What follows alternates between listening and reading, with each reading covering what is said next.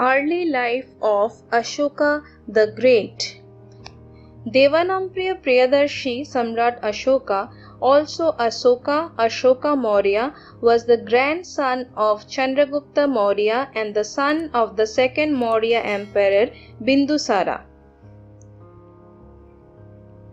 Acknowledged as the greatest of monarchs in world history, Ashoka is singled out as a ruler without a parallel. In his role as a monarch and a missionary, he made his time one of the most glorious epics of Indian history. Ashoka's father, Bindusara, was fortunate for inheriting a vast and powerful empire from his father, Chandragupta Maurya. His mother was perhaps a Brahmin.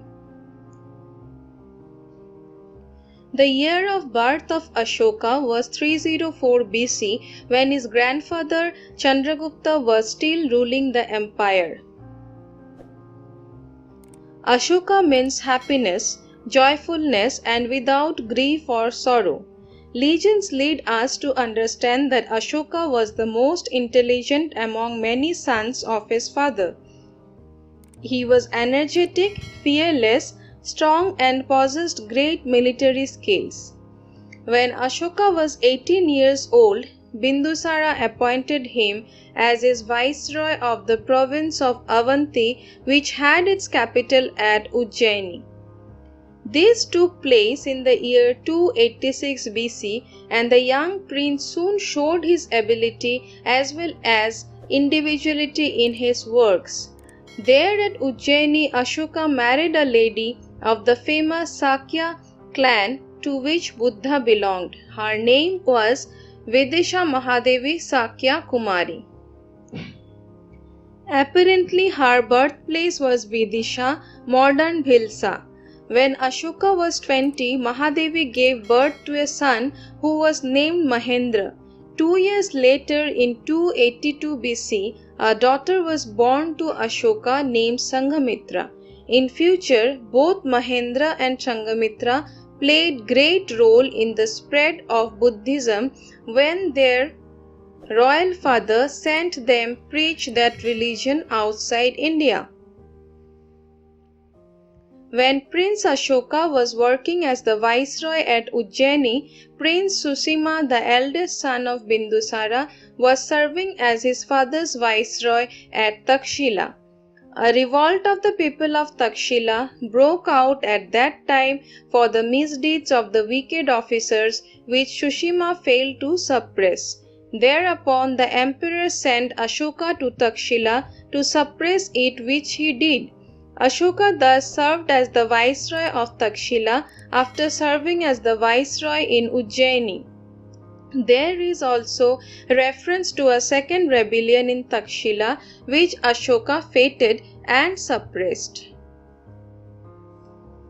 According to Puranic evidences, Bindusara ruled for 25 years. His death took place in about 272 BC. The Salinois chronicles described of a fratricidal war which followed the death of Bindusara. The chronicles narrate that it was fierce struggle in which Ashoka won at last by killing his 99 brothers. He spared the life of only one brother, Tishya, who was the youngest. Such descriptions of Ashoka's cruelty were perhaps motivated exaggerations on part of the Buddhist writers who wanted to show Ashoka as a Chand Ashoka before he became a Buddhist and turned into a Dharma Ashoka. According to Tarnatha, the Tibetan writer, Ashoka killed 6 brothers to capture the throne. It is most probable that there was a war of succession for which Ashoka's coronation was delayed for 4 years between his accession to the throne in 272 BC and his coronation for appointment as king in 268 BC. There was an interval of 4 years. This leads historians to believe there was a war of succession which ended in the victory of Ashoka. But the Buddhist legends about his cruelty and about his killing of as many as 99 brothers do not seem to possess historical substance.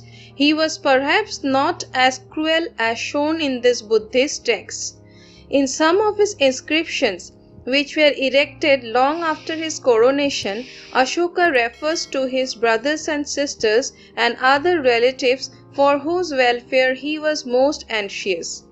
Inscriptional evidences also indirectly suggest that some of his brothers served as his viceroys in prominent places like Takshila, Tosali, Ujjaini and Suvarnagiri and were called as the Kumaras and Aryaputras. According to Mahavamsa, Ashoka even appointed his youngest brother Tisha as the Uparaja or the deputy king.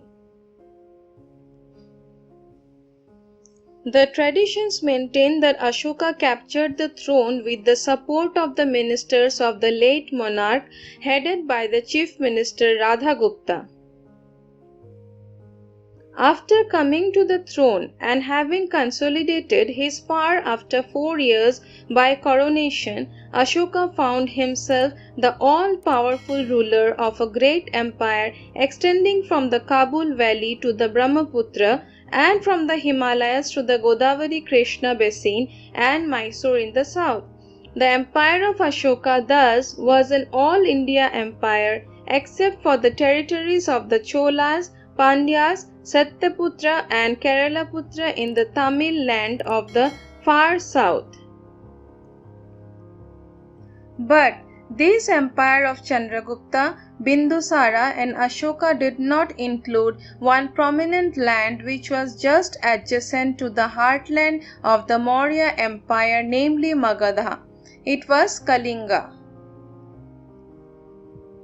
For 12 years after accession and especially for 8 years after coronation, Ashoka ruled the empire as a strong ruler with absolute power in his command. He lived the usual life of a great king in pomp, splendor and pleasure. He did not find any external war, though he had the power for aggression. He also had no fear of invasion from outside Greek kings with whom there were diplomatic relations from the time of his father. During the first 12 years of his rule, he was busy in internal administration. Obviously, his position became stronger and stronger since his coronation. When Ashoka had thus enjoyed his unlimited imperial authority for long, he decided to invade Kalinga. It was going to be his first major war. It was also destined to be his last war.